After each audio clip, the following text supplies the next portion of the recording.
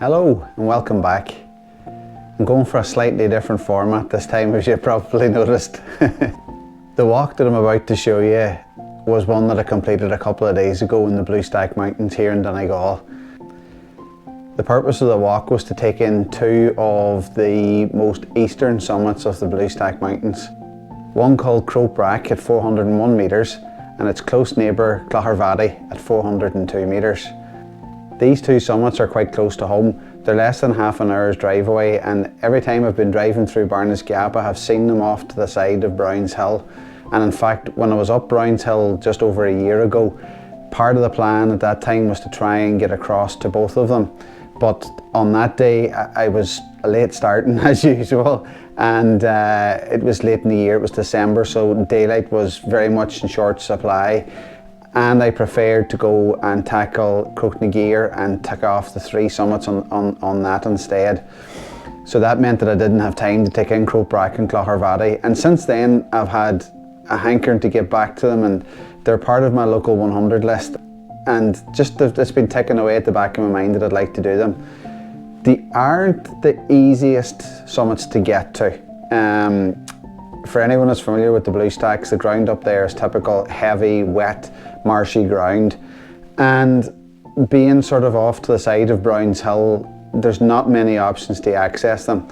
I had come across one route on mountainviews.ie that a guy had done, and it was tackling it from the forest track, starting in Barnes Gap, walking up the forest track from the parking area, and then heading up the side of Browns Hill, not going up onto Browns Hill itself, but kind of going part way up and then contouring around the shoulder and into the ground below Cloghervaddy, and then taking in Cloghervaddy over to Croaghbrack and then back down the same way. I'm not a great fan of in and out routes, so I've kind of been putting it off for quite a long time now. And then Jerry McVeigh of Walking and Wild Camping Ireland came to my rescue. He had a fantastic video which I'll link to in the description down below. And part of that, he climbed Croaghbrack and then Cloghervaddy, and instead of coming from the Barnes Gap direction, he came from Loch Sala direction, which is to the east of Croaghbrack.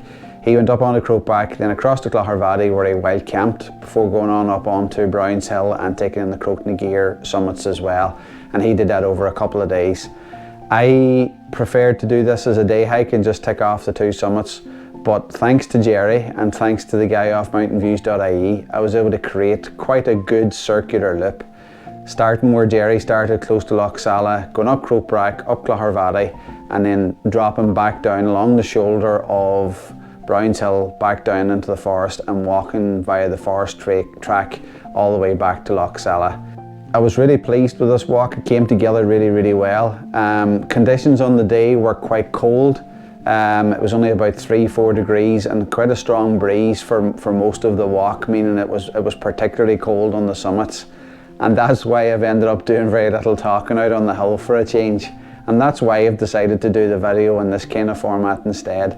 So, as they used to say in the old days, roll VT, have a wee look at the walk, see how I got on, and come back to me at the end and I'll describe a little bit more about the Bluestacks area, these two summits in particular, and how the walk came together. Enjoy the walk.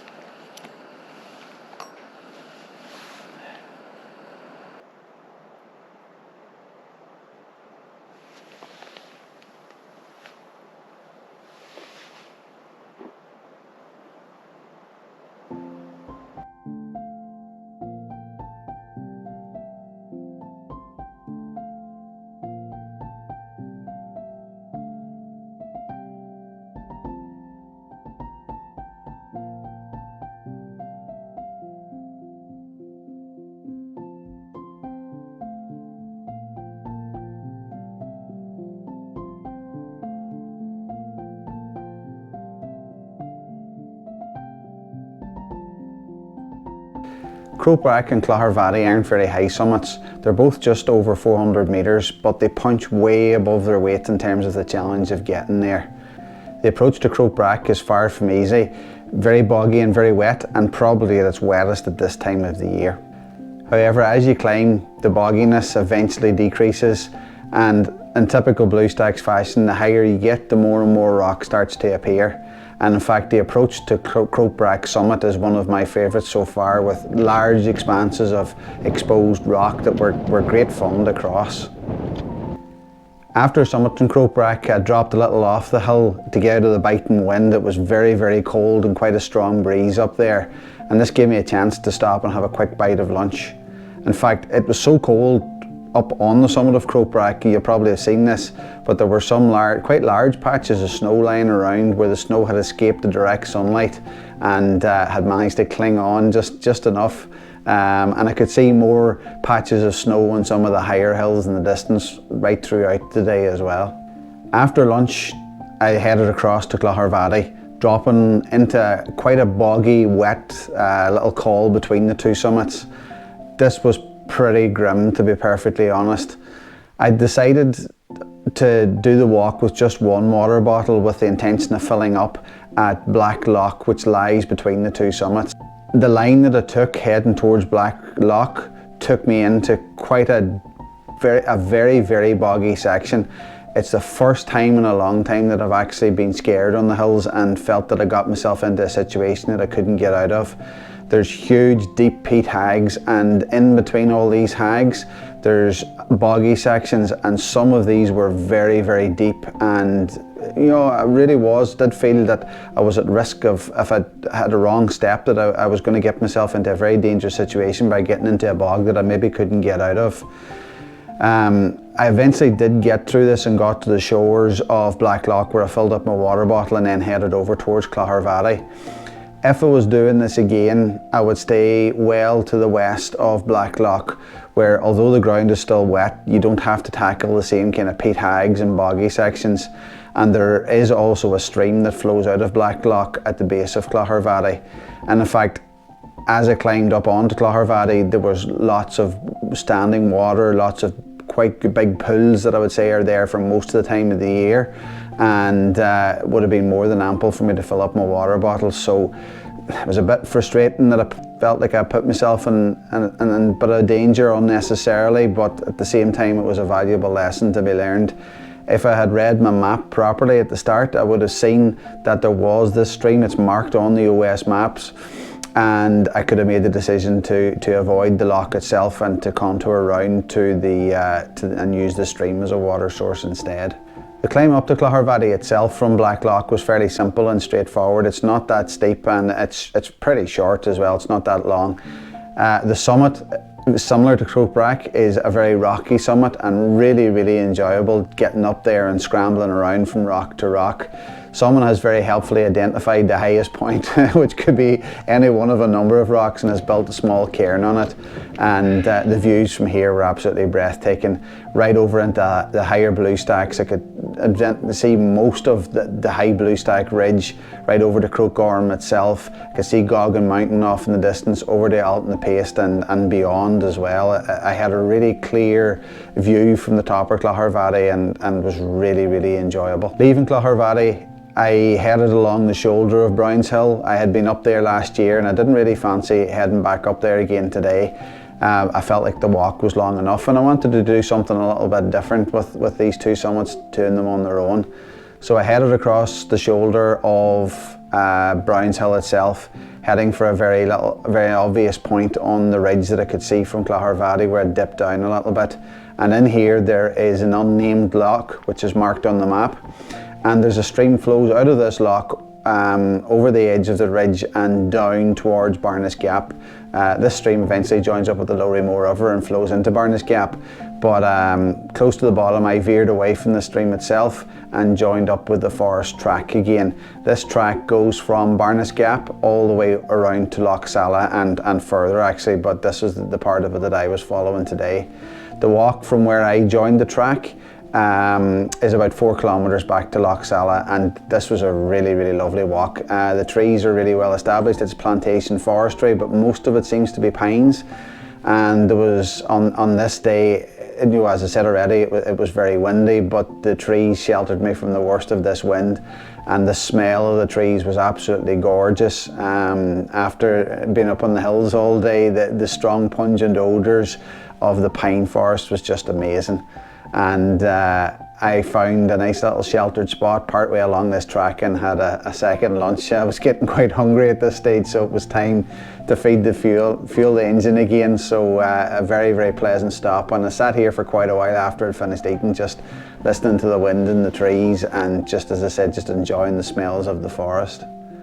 In total, this walk turned out to be just over 12 kilometres with about 366 metres of elevation. So as I said, it's not on paper the most strenuous of walks, but the heavy and wet ground made those 366 metres feel even more challenging and a little bit more difficult than it shows on paper, as I say. In total, I spent 5 hours, almost 5 hours out in the hill, but 2 hours 20 minutes of that was the total walking time. So between the 2 lunch breaks and between just stopping to enjoy both summits and doing a bit of filming along the way, added on quite a bit of extra time. I had no real preconception of what this walk was going to be like, but it was one of the most enjoyable walks I've done for quite a while. The weather wasn't brilliant. I had a few quite heavy showers, and including showers of hailstones as well, and it was bitter cold, but the views from these 2 small summits were way more than what I expected, and I would highly recommend this walk for anybody that's looking to get a taster of what the Bluestacks can offer. I'll post my route up on Outdoor Active if anyone else wants to follow it, and again I'll put a wee link in the description below so that you can see that. And if you want, you can follow me on Outdoor Active as well, and you'll see I'm going to try and put up all the walks that I do. I'm going to try and save them and put them up as routes for anyone else that wants to give them a tackle. As I said, the only change that I would make to it is I would head west around Blacklock instead of taking the direct route towards it and on to Cloghervaddy that I did. Anyway, I hope you've enjoyed this change in format from what I usually do, and the extra information that's given me the chance to give you about the walk itself. Like all my videos, I'd just like to say thanks to everyone who watches, comments and has subscribed to the channel. For some reason in the last few days I've gained almost 25 new subscribers, so I don't know what's happened. My last video seems to have blown up a little bit, well, a lot more than usual. So anybody who's joined in the last while, welcome to the channel. I hope you stick around and I hope you enjoy the videos. And to anybody that's been here for a while already, I would like to say a huge thanks. I really enjoy making these videos, and it gives me a great buzz to know that other people are enjoying them as well. So as always, thanks for watching this video. If you've enjoyed it, please give it a thumbs up. It really does help the channel. It's one of the best things that you can do for any channel on YouTube if you want to contribute. And please feel free to drop a comment in the comment section below. I love getting comments from people, and I love getting involved in the conversation with them as well and replying to those comments. So that's it for this video, and hopefully see you next time. Cheerio, goodbye.